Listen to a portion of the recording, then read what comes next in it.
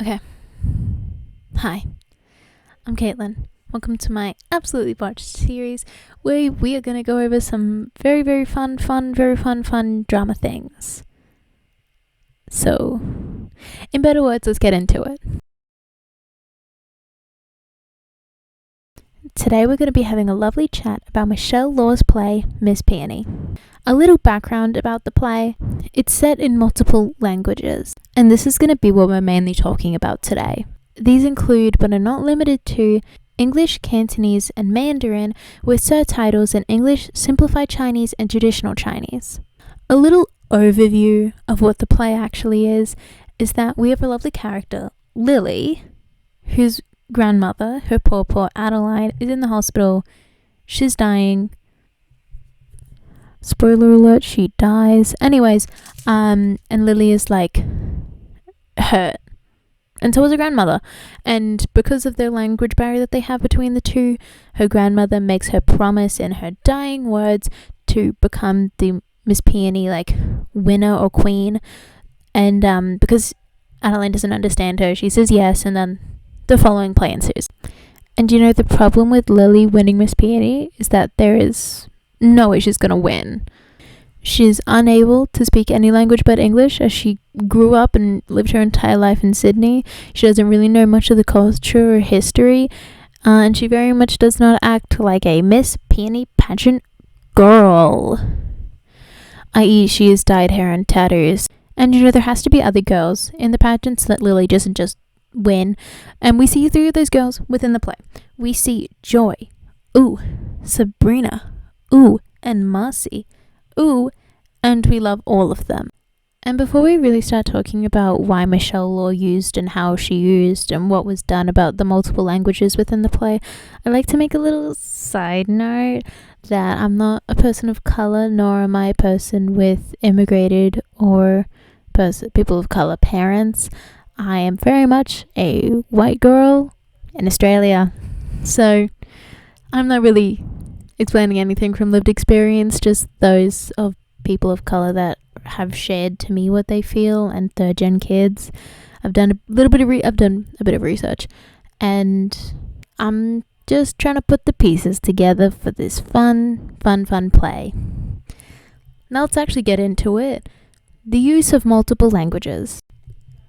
Don't joke about how dark it is. I'm filming this over multiple hours. Now, why does Miss Law do this? Great question. She does this because when she was growing up around her mother was never able to go out and watch theatre like she wanted to because it was all in English. Ew. So she thought, I will just be the solution. And here's a little quote from her, spoken by me, about that.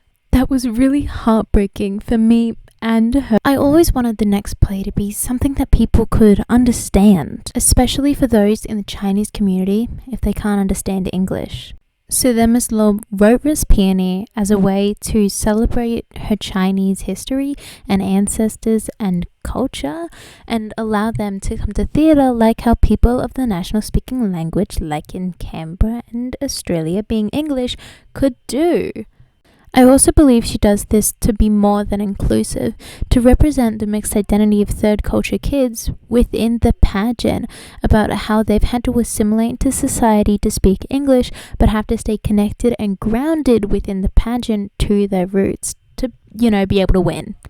Alright, so what we're going to be talking about is how Michelle Law used multiple languages within her play. Yeah, I don't see anyone out here doing it but her. She's an icon for all that. And as mentioned before, we see this in Lily and her poor Adeline's scene where they cannot communicate in English to each other. No ma'am. This is also seen within this lovely image showing us these subtitles that are placed on the top of every scene, so that even if you don't speak English, or maybe you don't speak English that well, you can understand what's going on. The characters also throughout the play speak Cantonese and Mandarin. Characters change how they're speaking, what language they're speaking, and also depicts on their personality. So specifically in Sabrina, we can see that she speaks in very slang pop English when she's talking to the girls. But when she's talking to the pageants, she speaks in Cantonese very fluently, might I add, and very prim and proper. She's trying to get that good score, so she's acting more traditional. Because she knows that's what the judges want. They want that traditional good girl. And she's giving it to them. Notably, before and after the play, they also use music in not English. Incredible, love it. To show like the mixed identity of these kids, right? And during the intermission, I found 2 K-pop songs, because I'm a K-pop girly, that are very well known. And in Korean, these songs were Black Mamba by aespa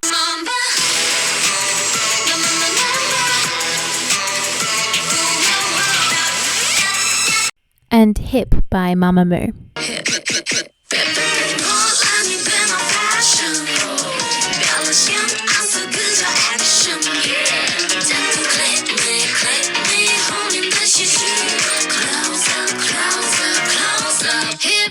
So now that we've addressed what's going on within the play, let's have a little bit of chat about why we're doing this.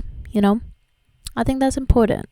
I think at some points the use of these multiple languages is to distance the audience from what the characters are saying.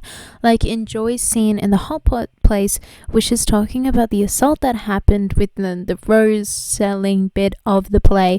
She's speaking in a language that isn't English, meaning that the mostly English speaking audience has to read the subtitles and they can't directly understand what she's saying or the manner in which she's saying it, pushing us away from what she's actively feeling.